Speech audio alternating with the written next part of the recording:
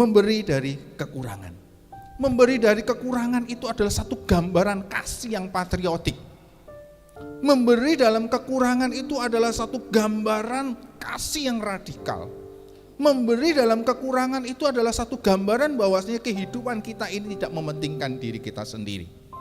Dan sebenarnya memberi dalam kekurangan itu mengingatkan kita, seperti pujian tadi, rasa ucapan syukur. Orang yang memberi adalah orang yang penuh dengan ucapan syukur. Dan orang yang tidak suka memberi adalah orang yang suka mengeluh.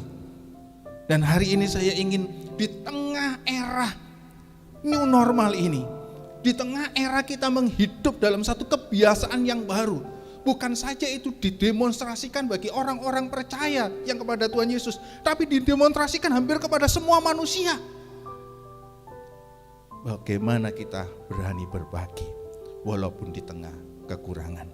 Mari kita membaca di dalam konteks di dalam nas Alkitab dalam Markus pasal 12 ayat 41 sampai 44. Markus pasal 12 ayat 41 sampai ayat 44. Demikian firman Tuhan. Judul perikopnya yaitu persembahan seorang janda miskin. Pada satu kali Yesus duduk menghadapi peti persembahan dan memperhatikan bagaimana orang banyak memasukkan uang ke dalam peti itu. Banyak orang kaya memberi jumlah yang besar.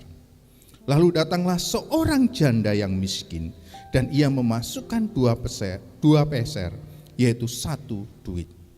Maka dipanggilnya murid-muridnya dan berkata kepada mereka, "Aku berkata kepadamu, sesungguhnya janda miskin ini memberi lebih banyak dari semua orang yang memasukkan uang ke dalam peti persembahan. Sebab mereka semua memberi dari kelimpahannya, tetapi janda ini memberi dari kekurangannya. Semua yang ada padanya, yaitu seluruh nafkahnya." Amin. Saudara-saudara, kalau kita memperhatikan ayat ini, sebenarnya kalau kita memperhatikan dari keseluruhan Alkitab, baik perjanjian lama dalam perjanjian baru, justru sebenarnya kemurahan hati itu seringkali Alkitab memberikan contoh, menunjukkan satu teladan, menunjukkan pada satu contoh pada gambaran dari seorang wanita, dari secara khusus seorang janda. Kalau kita melihat di dalam perjanjian lama ada satu janda, ketika janda ini dalam kekurangannya dan kemudian dia sendiri mengatakan, kalau aku punya tepung dan sedikit minyak, dan kalau aku makan sekali ini saja, aku dan anakku akan mati. Tapi bagaimana kemudian janda yang punya sedikit tepung itu dan sedikit minyak itu, dan kemudian ada seorang nabi Allah yang kemudian datang kepada dia di tengah-tengah kekurangan itu. Nabi Allah yang bernama Elia ini berkata kepada janda itu, "Berikanlah roti itu kepadaku." Padahal dia sendiri sudah mengatakan, "Ini aku punya sedikit tepung dan sedikit minyak, dan aku kemudian membuat tepung itu menjadi roti, dan ketika aku makan, sekali makan itu dan membaginya dengan anaknya, kemudian aku tidak akan makan lagi, kemungkinan besar aku mati." Tapi bagaimana di tengah kekurangan, di tengah kehidupan yang sangat darurat pada waktu itu, yang kemudian dia sudah tidak punya apa-apa, dan kemudian seorang nabi ini, yaitu Nabi Elia, mengatakan, "Berikan dulu aku roti itu." Dan apa yang terjadi? Mujizat terjadi. Seorang janda. Dan rupanya dalam perjanjian baru juga digambarkan dalam ayat yang kita baca tadi. Digambarkan Tuhan Yesus menunjukkan bagaimana seorang janda yang punya hanya 2 peser uangnya, 1 duit. Dan kemudian akhirnya dia kemudian memberikan seluruh, dengan Alkitab sendiri katakan, yaitu seluruh nafkahnya, seluruh apa yang dia miliki, dan kemudian dia persembahkan itu. Dan saya yakin dia nggak akan tahu bagaimana setelah dia memberi persembahan itu, hanya 2 peser itu yang hanya merupakan harta satu-satunya, dan dia tidak akan tahu bagaimana kemudian dia makan nanti, bagaimana hidupnya nanti. Perjanjian lama dan perjanjian baru menunjukkan bahwasanya kemurahan hati itu seringkali ada di dalam kehidupan para wanita, secara khusus para janda.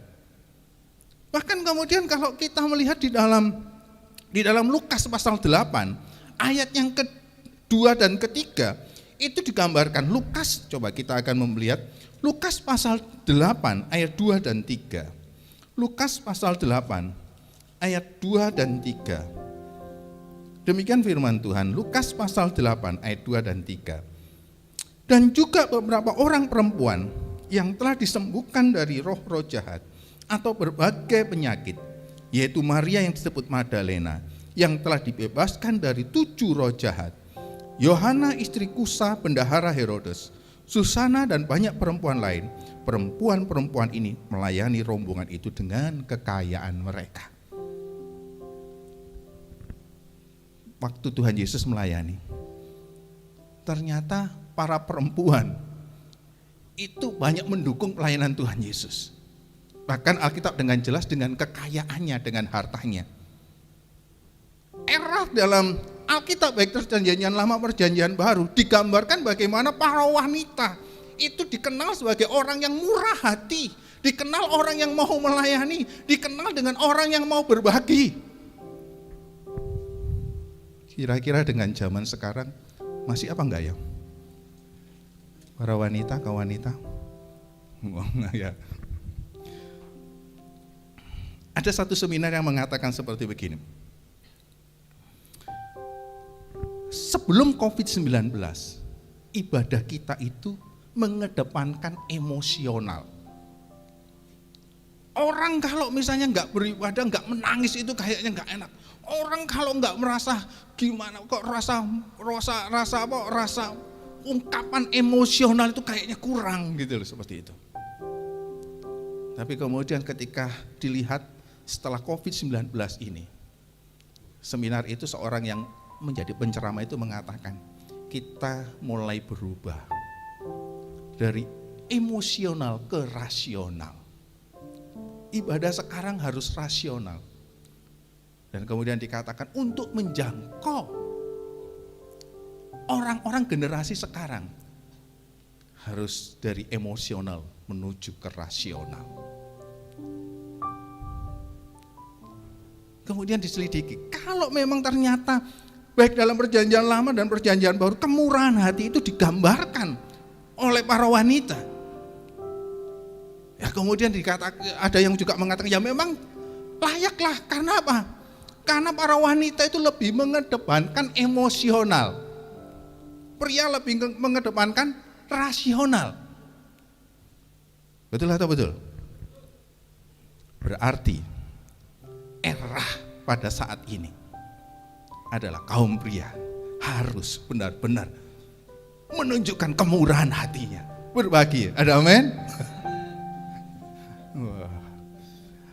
Mungkin kalau kemudian kisah-kisah sekarang ini akan diceritakan seorang duda yang akan memberi. Wah, mungkin tepung yang terakhirnya, uang yang terakhirnya.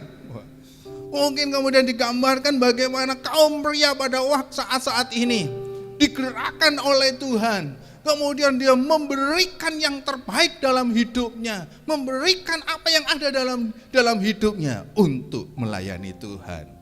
Saya harap seperti itu. Ada amin? Nah, tapi saudara-saudara yang saya kasih di dalam Tuhan, sebenarnya inilah yang kalau kita akan melihat apa yang harus kita lakukan di dalam pelayanan kita, dalam hidup kita di era pada saat ini. Kita hidup di dalam satu era kebiasaan baru, satu era yang sebenarnya kita harus syukurin. Di era karena pandemi COVID-19 ini, itu membuat setiap orang, membuat manusia, membuat kebanyakan orang mulai berpikir tidak hanya untuk mementingkan diri sendiri. Bahkan kemudian kalau kita melihat di televisi ada di satu waktu itu saya memperhatikan pandemi ada di negeri Perancis. Dan apa yang saya tergerak itu apa? Rupanya orang-orang yang tinggal di situ, dia ingin berbagi karena dia dilarang untuk berkerumun. Dia yang tinggal di apartemen di atas, dia kemudian taruh barang-barang yang ada, entah itu makanan-makanan, minuman, dalam satu keranjang. Dia kemudian taruh itu dengan tali, karena dia tinggal di lantai 2, lantai 3, lantai 4. Dia taruh itu ke bawah sampai di dekat jalan. Ditulis, siapapun yang membutuhkan boleh mengambilnya. Luar biasa. Tapi kemudian juga ada orang-orang yang lewat situ. Dan lihat keranjang-keranjang yang kosong, kemudian karena sudah ada yang mengambilnya, dia taruh dari orang-orang yang di bawah itu, dia taruh barang-barang yang lain. Kalau engkau juga membutuhkan ini, silakan mengambil. Maksudnya yang memberi tadi itu. Demonstrasi kemurahan hati, demonstrasi kepedulian sekarang dinyatakan. Dan inilah harusnya gereja Tuhan, harusnya jemaat-jemaat Tuhan yang telah melihat kasih Tuhan, yang telah mengalami kasih Tuhan yang begitu luar biasa. Kita harus lebih mendemonstrasikannya. Mari coba kita pagi hari ini kita akan coba melihat prinsip Alkitab tentang berkat dan uang. Saudara-saudara, yang pertama adalah prinsip Alkitab tentang berkat atau uang adalah berilah dan kamu akan diberi. Lukas pasal 6 ayat yang ke-38. Mari kita membukanya. Lukas pasal 6 ayat yang ke-38. Lukas pasal 6 ayat yang ke-38. Demikian firman Tuhan. Berilah dan kamu akan diberi. Satu takaran yang baik, yang dipadatkan, yang digoncangkan, dan yang tumpah keluar akan dicurahkan ke dalam ribaanmu. Sebab ukuran yang kamu pakai untuk mengukur akan diukurkan kepadamu. Berilah dan kamu akan diberi. Ada orang yang mengatakan, Pak, saya kenapa kok hidup saya seperti begini? Saya nggak pernah menerima apapun. Karena kita lupa, kita tidak pernah memberi. Satu ketika ada satu kisah, saya pernah menyampaikan itu di dalam khotbah-khotbah saya, ataupun saudara Bapak Ibu pernah mendengarnya. Tentang seorang ibu dan seorang anak muda. Ini peristiwa ini terjadi mungkin bukan di negara kita, karena itu ada musim saljunya. Satu ketika satu hari dalam musim salju, ada seorang anak yang masih remaja dan kecil. Dia nggak punya apa-apa, dia nggak punya rumah, dia hidup dalam hidup yatim piatu, dan dia hidup di jalan.